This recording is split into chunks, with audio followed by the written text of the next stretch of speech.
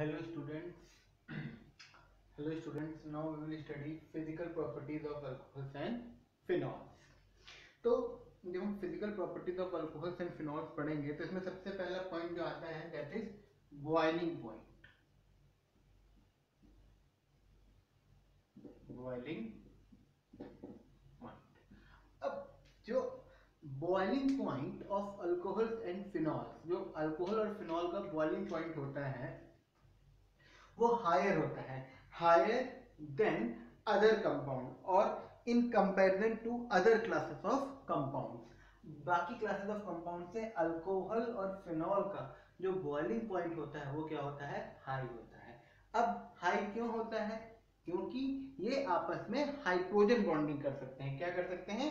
Hydrogen bonding. जैसे कि alcohol है, सपोज ये आपका क्या है, R, okay, O H, okay, ये आपका दूसरा आर है, यहाँ पर क्या है, ओ एच, ये आपका तीसरा आर है, यहाँ पर क्या है, ओ एच, ये आपके क्या है, अल्कोहल है। ठीक, अच्छा, अब आप देखो इन दोनों के बीच में एच और ओ, ये एक हाइड्रोजन बॉन्ड बना, और एच, ये आपका क्या बना, हाइड्रोजन बॉन्ड बना।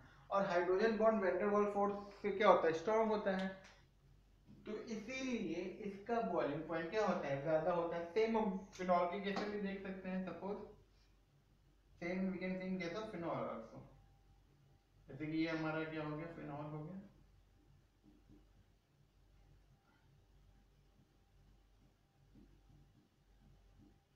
इसे आप छोड़ सकते हो,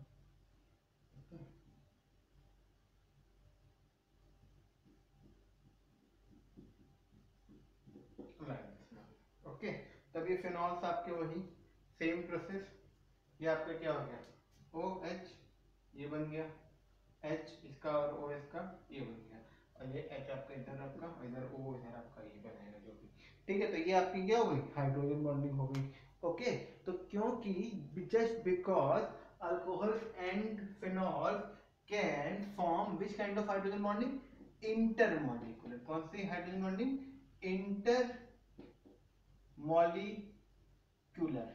ये एक मॉलिक्यूल हो गया और एक ये मॉलिक्यूल हो गया, एक ये मॉलिक्यूल हो गया, इन मॉलिक्यूल्स के बीच में हाइड्रोजन बॉन्डिंग है, that is intermolecular hydrogen bonding. जैसे ये एक फिनॉल ये हो गया, ये हमारा दूसरा फिनॉल हो गया, और ये हमारा थर्ड फिनॉल हो गया। तो ये फिनॉल्स के बीच में क्या है, hydrogen bonding, that is intermolecular hydrogen bonding. अच्छा, now one more thing, boiling point. अब पहली चीज तो ये है कि जब आप नंबर ऑफ कार्बन चेन बढ़ाएंगे, आप कार्बन चेन बढ़ाएंगे तो क्या होगा, इंक्रीज हो जाएगा आपका, क्या हो जाएगा, ऑन इंक्रीजिंग द चेन। अगर आप नंबर ऑफ कार्बन को क्या करेंगे, इंक्रीज करेंगे, तो आपका बॉइलिंग पॉइंट क्या हो जाएगा, इंक्रीज हो जाएगा। क्यों इंक्रीज हो जाएगा? क्योंकि because because let me tell you, अगर आपने नंबर ऑफ कार्बन इंक्रीज कर दिए तो इसका मतलब क्या, सरफेस एरिया, सरफेस एरिया क्या हो जाएगा ना भाई, चेन बढ़ रही है तो सरफेस एरिया बढ़ जाएगा। अब सरफेस एरिया बढ़ जाएगा तो इसका मतलब क्या, वेंडर वॉल फोर्स, जो आपका वेंडर वॉल फोर्स है वो क्या हो जाएगा, आपका इंक्रीज हो जाएगा। वेंडर वॉल फोर्स इंक्रीज हो जाएगा तो ऑटोमेटिकली बॉइलिंग पॉइंट क्या हो जाएगा, इंक्रीज हो जाएगा। तो on increasing the number of carbon surface area increases. अब सरफेस एरिया इंक्रीज हो रहा है तो वेंडर वॉल फोर्स इंक्रीज हो रहा है, वेंडर वॉल फोर्स इंक्रीज हो रहा है तो ऑटोमेटिकली बॉइलिंग पॉइंट क्या हो जाएगा, इंक्रीज हो जाएगा।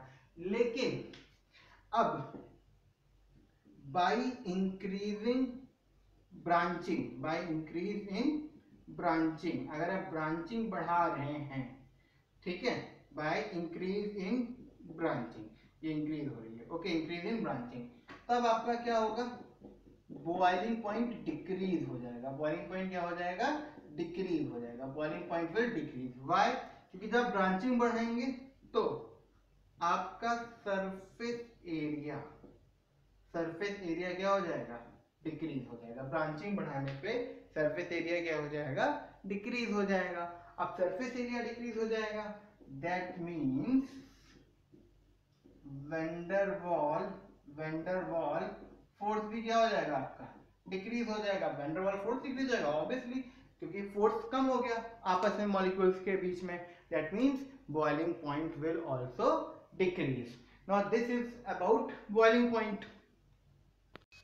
Now the second one is solubility. What? Solubility. दूसरी क्या है आपका? Solubility.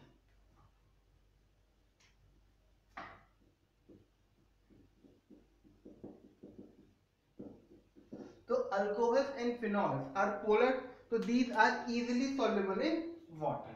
What? Easily soluble in water. पानी में आपके आराम से soluble हो जाते हैं. क्यों? क्योंकि ये क्या बना सकते हैं? हाइड्रोजन बॉन्ड बना सकते हैं. क्यों? क्योंकि because as they can form hydrogen bond with water, क्योंकि ये हाइड्रोजन बॉन्ड बना सकते हैं किसके साथ? वाटर के साथ. बट जैसे जैसे आपकी कार्बन चेन अगर लंबी होती है, ऑन इंक्रीजिंग द